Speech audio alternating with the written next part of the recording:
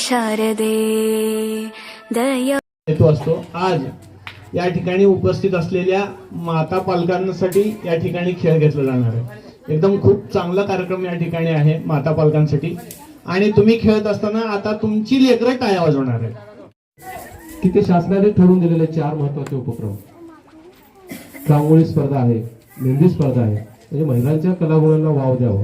त्याचबरोबर मनोरंजक खेळ म्हणून या ठिकाणी संगीत खुर्ची, लिंबू चमचा हे सुद्धा खेळ या ठिकाणी महिलांसाठीच आहेत.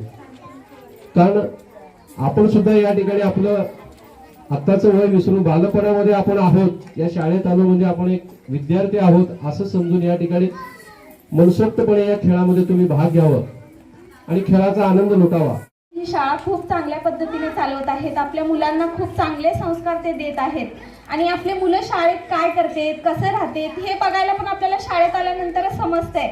हे सर सगळेच आपल्या शाळेला खूप चांगले लाभलेत आणि ह्या सगळ्या महिलांचं आणि सगळ्या शिक्षकांचं मी पुन्हा एकदा आभार मानते व माझ्या शब्दांना विराम देते. धन्यवाद.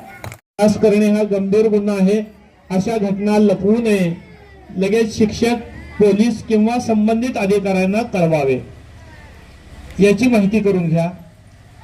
कारण आपल्या मुली सुरक्षित असतील तर देश सुरक्षित असेल. लक्षात घ्या. महिला सुरक्षित असतील तरच देश सुरक्षित आहे. म्हणून या कायदे